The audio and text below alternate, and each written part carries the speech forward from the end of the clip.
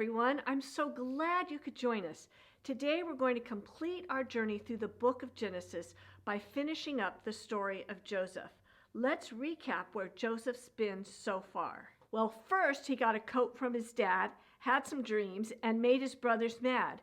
Then his brothers got even madder, threw him in a well, sold him to some traders, and he wound up in Egypt. Then he was a slave for Potiphar and was put in charge of everything because he's such a good worker and God was helping him to succeed. Then Potiphar's wife accused him of doing bad things. He was thrown in prison, met two guys who had weird dreams. God told him what the dreams meant, and one guy got out and one guy died. 2 years later, Pharaoh had weird dreams, called Joseph. God told him there was going to be 7 years with lots of food and then 7 years of famine, which means no food. And Pharaoh put Joseph as second in command over all of Egypt. Phew, that was a lot.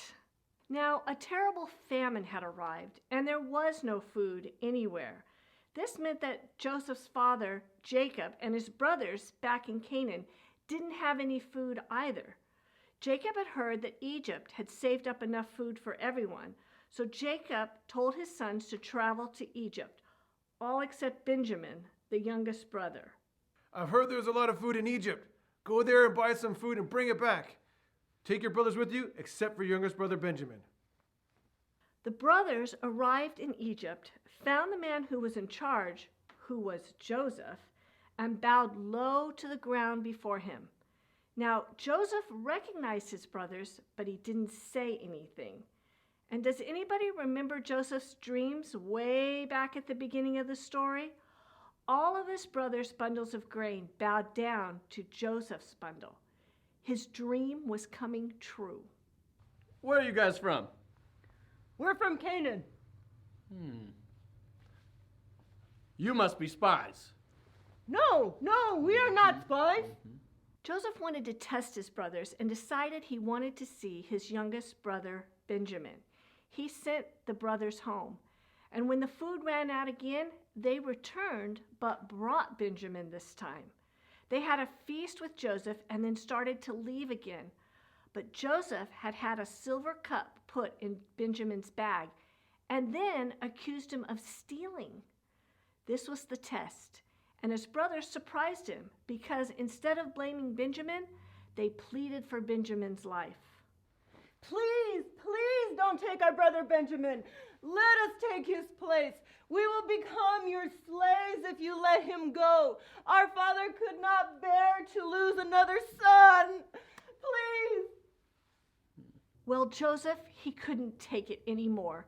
He revealed who he was to the brothers. The brothers were stunned. They couldn't believe what they were seeing. Joseph had been a kid, barely 17 when they sold him. Now here he stood, a grown man, second in command of all of Egypt. Listen to what Joseph said to his brothers in Genesis 45:5. Guys, it's okay. Yeah, it's okay. No, don't be angry. Don't be upset with yourselves.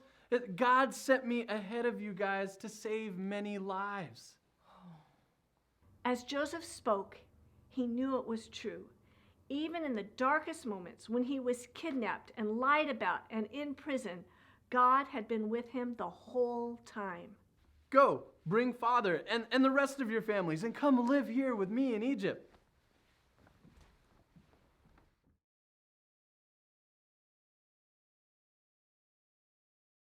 I'm sure that there were many times that Joseph might have been confused or even scared.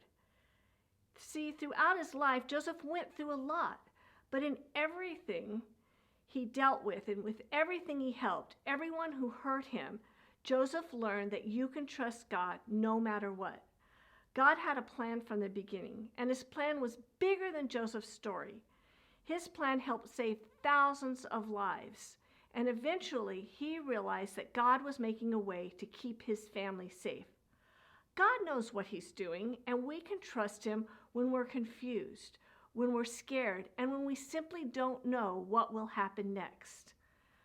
Well, that's all the time we have for today. It's been great going through the book of Genesis. Thanks for joining us. Have a great week. Bye.